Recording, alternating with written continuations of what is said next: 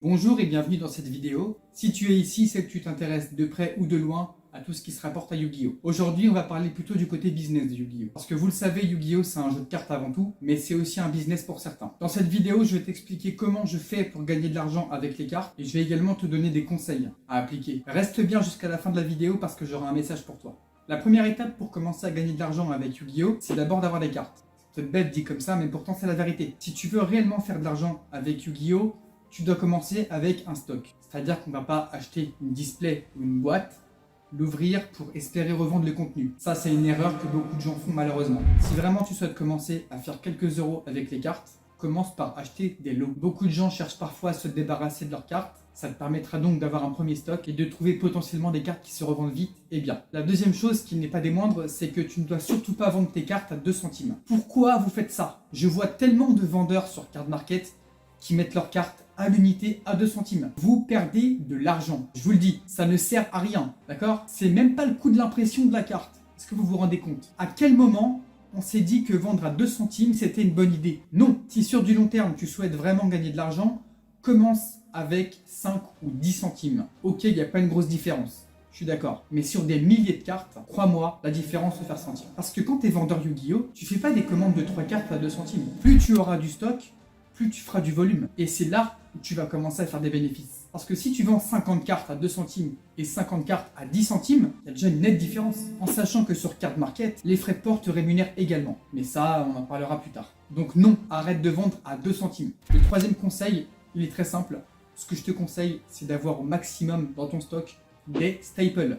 Donc des cartes qui vont se jouer dans plein de decks différents. Vous connaissez les staples traditionnels, Raigeki, Force de Miroir, Cyclone Cosmique, etc., etc. Toutes les cartes génériques qu'on peut rentrer dans différents decks, il faut les avoir en stock. Parce que c'est ce que les joueurs vont rechercher en majorité sur le marché. La majorité des commandes en général, c'est des staples. Et l'avantage des staples, c'est qu'elles se vendent toujours plus cher que les autres, puisqu'il y a une forte demande. Que vous soyez débutant, avancé ou même expert du jeu, tout le monde joue des staples, tout le monde. C'est même un argument de vente pour Konami. Regardez avec les decks de structure, tous les decks récents qui viennent de sortir contiennent des grosses staples. Par exemple, on a eu à force égale, on a eu infini éphémère, on a eu le pot d'extravagance.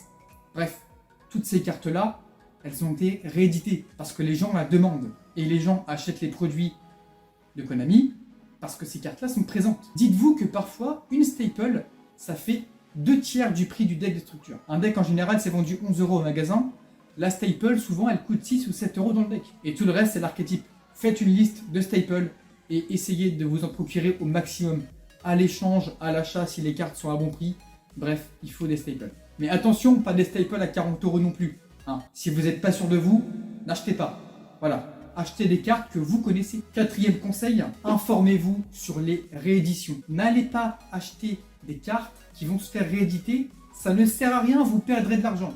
Je vous le dis, j'ai fait une énorme erreur, mais au fond de moi je le savais. J'ai acheté les bestiales, j'ai payé 300 € avec l'ange du chaos, le dissipateur et tout ça, bref, le package bestial. Combien?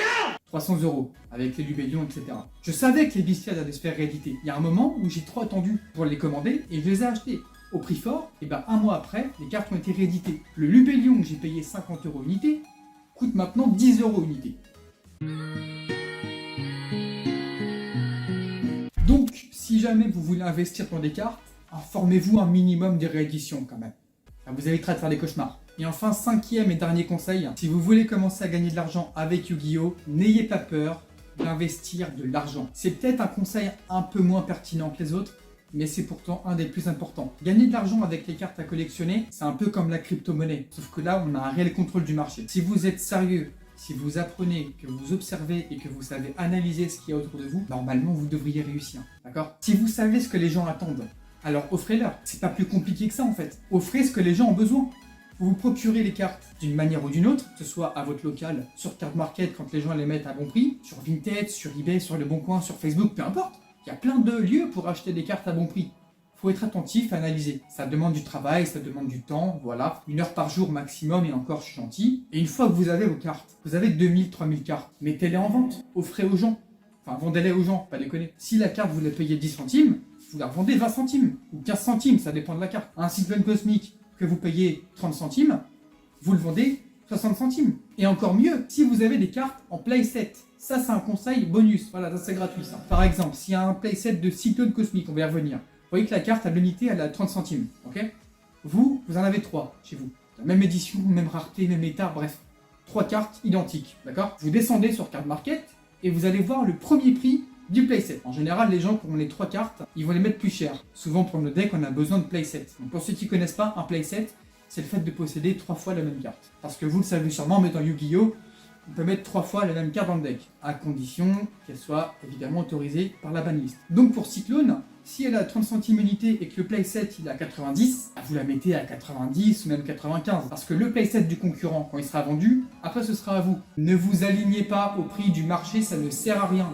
Les gens s'en foutent. Ce que les gens ils veulent, c'est trouver toutes les cartes qu'ils ont besoin au même endroit. Quand vous savez ça, vous pouvez faire du bénéfice. Donc voilà pour les 5 conseils que je voulais vous donner. Et si vous voulez aller plus loin dans le business de Yu-Gi-Oh! J'ai créé une formation en ligne Yu-Gi-Oh! Mastery dans laquelle je vous apprends comment j'ai fait de 0 à plus de 1200 € par mois en vendant des cartes Yu-Gi-Oh! Depuis chez moi. C'est un programme complet que j'ai créé pour vous, pour les personnes désireuses d'apprendre à lancer une boutique en ligne. Le programme est en description et c'est à vous de jouer. En attendant, si la vidéo vous a plu, n'hésitez pas à mettre un petit pouce bleu, à vous abonner à la chaîne.